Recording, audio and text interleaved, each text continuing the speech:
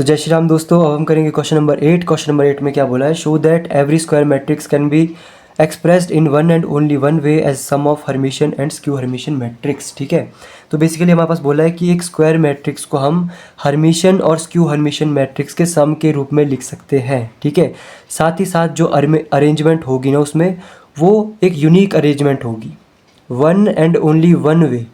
ठीक है, उसको हम उसी तरीके से लिख सकते हैं, उसके अलावा कोई दूसरा तरीका नहीं होगा उस अरेंजमेंट को लिखने का। ठीक है, ये मैं आपको समझाऊंगा इसका मतलब क्या हुआ।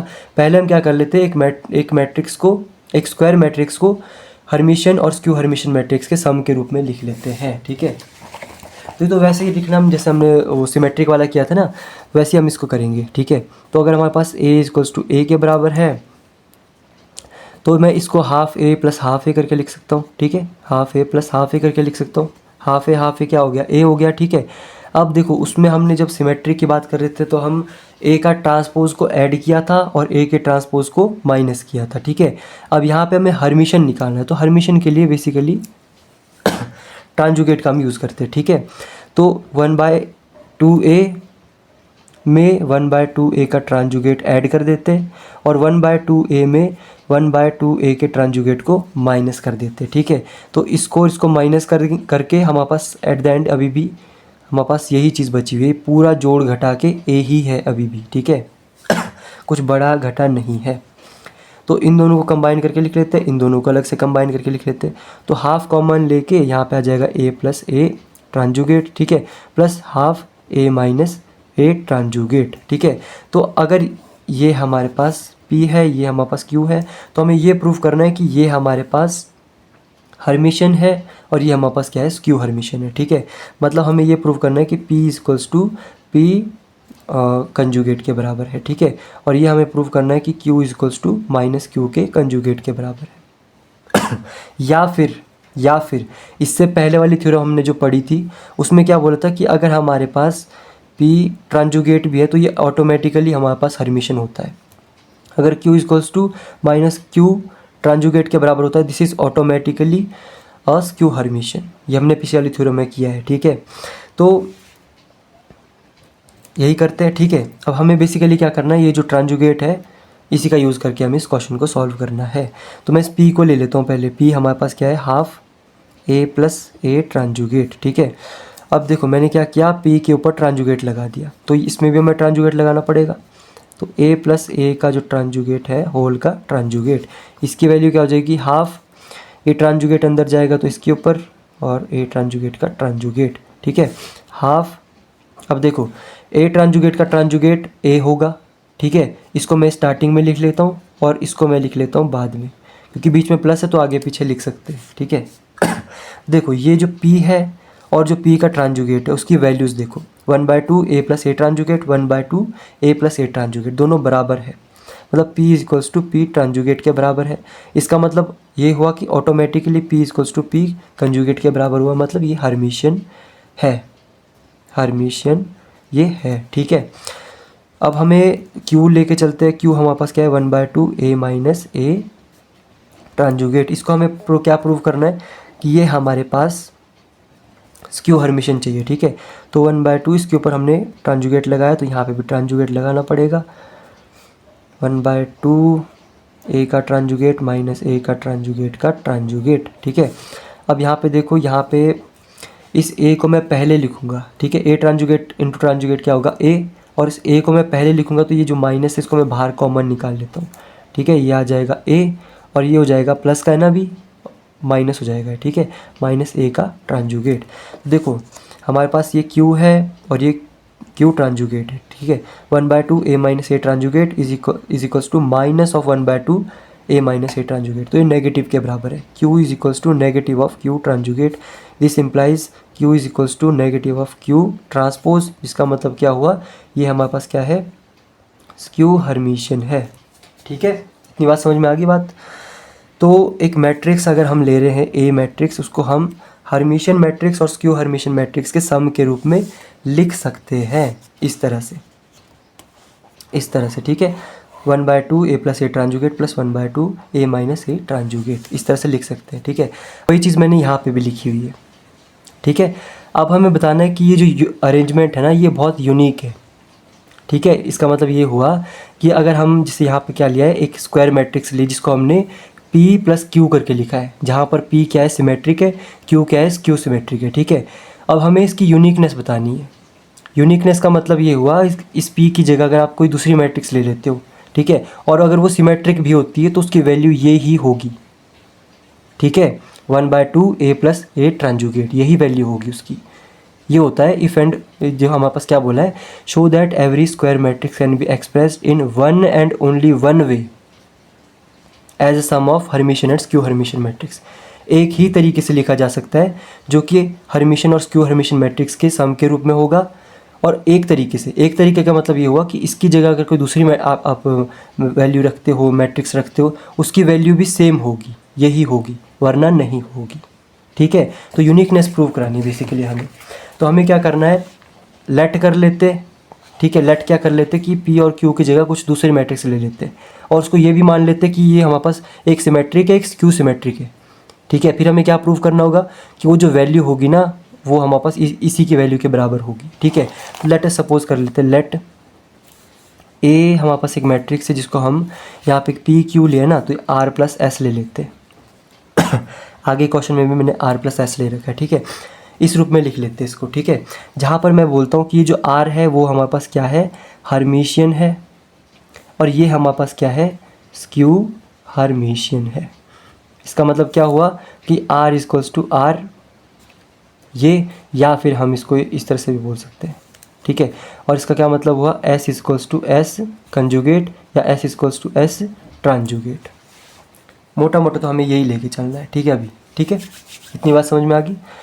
अब हमें इसकी यूनिकनेस प्रूव करानी है, मतलब हमें जो ये R है इसको P के बराबर प्रूव करना है और S को हमें Q के बराबर प्रूव करना है, ठीक है। इसके बराबर प्रूव करने के लिए A और A ट्रांजुगेट की ज़रूरत होगी। यहाँ पे A है, A ट्रांजुगेट निकालते हैं, ठीक है। तो A ट्रांजुगेट की जो वैल्यू होगी वो क्या होगी, R प्लस एस के ट्रांजुगेट के बराबर, ठीक है। तो R के ऊपर ट्रांजुगेट जाएगा, S के ऊपर ट्रांजुगेट जाएगा। अब देखो यहाँ पर, सॉरी यहाँ पर माइनस लगना है ठीक है। R का ट्रांजुगेट R के बराबर है और S का ट्रांजुगेट माइनस एस के बराबर है। तो यहाँ पे क्या आ गया, R माइनस एस, ठीक है। इसको मैं ले लेता हूँ इक्वेशन नंबर 1, इसको ले लेता हूँ इक्वेशन नंबर 2, ठीक है। दोबारा से लिख लेता हूँ equation number 1 2, A equals to R plus S, ये आ गई इक्वेशन नंबर 1, और A tranjugate equals to R minus S, ये आ गई इक्वेशन नंबर 2, ठीक है। तो अब हम क्या करेंगे, इन दोनों इक्वेशन को पहले तो ऐड करेंगे, दूसरी बार सब्ट्रैक्ट करेंगे। अब ऐसा क्यों करेंगे मैं आपको बताता हूँ। देखो हमें क्या करना है, हमें P और R को इक्वल प्रूव करना है। P हमारे पास है क्या, जरा ध्यान से देखो इसको, A प्लस ए ट्रांजुगेट, अच्छा Q क्या है, A माइनस ए ट्रांजुगेट, ठीक है। तो बेसिकली A और A को अगर हम प्लस करते तब क्या आता है, A और A ट्रांजुगेट को माइनस करते इस केस में जहाँ पे हम R और S ले रहे तब क्या आता है, ये हमें देखना है। तो इसकी जो वैल्यू होगी तब जाके यहाँ पे निकलेगी, समझ रहे हो बात को। जैसे अभी देखो मैं करता हूँ A प्लस ए ट्रांजुगेट, इसकी हमारे पास वैल्यू क्या आ गई, इन दोनों इक्वेशन को ऐड करना है तो R प्लस R और ये दोनों कट हो जाएगा, ठीक है। तो हमारे पास क्या आ गया 2R। तो हमारे पास A प्लस ए ट्रांजुगेट की जो वैल्यू होगी वो कितनी आ गई, 2R आ गई। इसका मतलब R की जो वैल्यू होगी वो क्या आ गई, 1/2 A प्लस ए ट्रांजुगेट अब देखो 1/2 A प्लस ए ट्रांजुगेट हमारे पास है क्या, एक्चुअली क्या है, P है, ठीक है। ये हमारे पास किसके बराबर है, P के बराबर है, तो ऑटोमेटिकली हो गया ना, ठीक है। तो एक बार हमने A प्लस ए ट्रांजुगेट को ऐड किया, अब हम सब्ट्रैक्ट कर लेते, तब हमारे पास देखते क्या आता है। तो R में से 8 कट जाएगा, ये हमारे पास जमा हो जाएंगे, हाँ जमा हो जाएंगे, यहाँ पे आ जाएगा 2S आ जाएगा, ठीक है। तो S की जो वैल्यू हो जाएगी वो क्या आएगी, 1/2, इस 2 को मैंने राइट हैंड साइड में भेजा है, तो A माइनस ए ट्रांजुगेट। अब देखो S मतलब Q की जो वैल्यू है वो क्या है, 1/2 A माइनस ए ट्रांजुगेट। यहाँ पे क्या आया है, 1/2 A माइनस ए ट्रांजुगेट, मतलब ये हमारे पास Q के बराबर है, ठीक है। तो एक ही तरीके से लिख सकते हैं मैट्रिक्स को, चाहे आप इसमें R प्लस एस करके क्यों ना लिख लो, वैल्यू सेम रहेगी, यही वैल्यू रहेगी। इसका मतलब हुआ यूनिकनेस, ठीक है, यूनिक अरेंजमेंट। तो जो हमारे पास 9th क्वेश्चन है ये भी सेम ऐसा है, मैं आपको इसको बता देता हूँ। Every square matrix can be expressed in one and only one way as P plus iota Q where P and Q are Hermitian matrix, ठीक है। तो हमारे पास बोला है कि आप प्रूव करो कि एक स्क्वायर मैट्रिक्स को हम पी प्लस आयोटा क्यू के रूप में लिख सकते हैं जहाँ पर पी और क्यू दोनों ही हर्मिशन हो, ठीक है, ऐसा हमारे पास बोला हुआ है। तो बेसिकली हमारे पास ये है कि अगर हम स्क्वायर मैट्रिक्स को इस तरह से लिख सकते हैं, हाफ ए प्लस हाफ ए, ठीक है, इस तरह से लिख सकते हैं। अब इसमें हम हाफ ट्रांजुगेट को ऐड कर लेते हैं और हाफ ट्रांजुगेट को सब्ट्रैक्ट कर लेते हैं, ठीक है। इन दोनों में से कॉमन चीज़ निकाल लेते हैं। यहाँ पे हमारे पास क्या आएगा, A equals to half A plus A transjugate, और यहाँ पे क्या आएगा, हाफ ए माइनस, सॉरी ये प्लस है बीच में, ठीक है, ए माइनस ए ट्रांजुगेट, ठीक है। अब हमें क्या करना था, basically P plus iota Q की फॉर्म में लिखना है ना। यहाँ पे देखो क्या क्या बोला है, पी प्लस आयोटा क्यू की फॉर्म में। तो आयोटा की ज़रूरत है, मतलब हमारे को आयोटा कहाँ चाहिए, यहाँ पे चाहिए, प्लस के बाद यहाँ पे आयोटा चाहिए। तो अपनी मर्ज़ी से तो हम लगा नहीं सकते, तो यहाँ इसके डिनोमिनेटर में भी आयोटा लगा लेते ताकि ये कट हो जाए। वैल्यू अभी भी ए ही है, समझ में आई बात, ठीक है। तो हमारे पास ये है, हमारे पास हो गया कि भाई ये चीज़ हमारे पास आ गई क्यू, ठीक है, ये चीज़ आ गई हमारे पास पी, और साथ ही साथ हमारे पास इसमें बोला है वन एंड ओनली वन वे। तो आगे वो चीज़ भी बतानी पड़ेगी कि हम इसको यूनिकनेस भी हमें इसकी प्रूव करनी पड़ेगी, ठीक है। तो यूनिकनेस तो सबसे ईजी वाला काम होता है। तो ये हो गया हमारे पास, क्या आ गया, A equals to P plus Q आ गया। पी की वैल्यू है 1/2 A plus A transjugate, Q की वैल्यू है 1/2 आयोटा ए माइनस ए ट्रांजुगेट। अब हमें ये बताना है कि ये भी हर्मिशन है और ये भी हर्मिशन, ये हमें प्रूव करना है, ठीक है। तो इसको प्रूव कर लेते हैं भाई। तो हमारे पास क्या आ गया कि P जो है हमारे पास क्या है, 1/2 ए प्लस ए ट्रांजुगेट। हर्मिशन के लिए हम क्या करेंगे, ट्रांजुगेट लगा लेंगे, क्या आ जाएगा, ए प्लस ए ट्रांजुगेट का होल का ट्रांजुगेट। खोल के किस तरह से लिखेंगे, ए ट्रांजुगेट प्लस ए ट्रांजुगेट का होल का ट्रांजुगेट इक्वल्स टू 1/2। इसको मैं पहले लिख लेता हूँ, ए प्लस ए ट्रांजुगेट। तो ये दोनों हमारे पास बराबर बराबर आ गए। इसका मतलब क्या हो गया, P equals to P tranjugate, this implies P equals to P conjugate. तो ये हमारे पास क्या हो गया, हर्मिशन हो गया, ठीक है। अच्छा, Q को हमें क्यू हर्मिशन बताना है, जो कि हमारे पास 1/2 आयोटा है प्लस ए माइनस ए ट्रांजुगेट के बराबर है, ठीक है। तो अब Q के ऊपर हम ट्रांजुगेट लगा के देखते हैं, आयोटा। अच्छा, ट्रांजुगेट जो होता है बेसिकली, इसमें हमारे पास जो देखो ट्रांजुगेट किसके से बना है, ट्रांसपोज और कंजुगेट से। कंजुगेट क्या होता है, जहाँ आयोटा होता है उसका साइन चेंज कर देता है, ठीक है। तो अभी देखना, जैसे यहाँ पे आयोटा है ना, तो ओवरऑल साइन चेंज हो जाएगा। मैं आपको बताता हूँ कैसे। तो ए माइनस, सॉरी यार बार बार कर लेता हूँ, ए माइनस ए ट्रांजुगेट का ट्रांजुगेट करना है, तो 1/2 iota A minus a ट्रांजुगेट minus a ट्रांजुगेट का ट्रांजुगेट। इसको मैं किस तरह से लिख सकता हूँ, 1/2 आयोटा, इसको अगर पहले लिखना तो बाहर साइन आ जाएगा माइनस का, ए माइनस ए ट्रांजुगेट, ठीक है।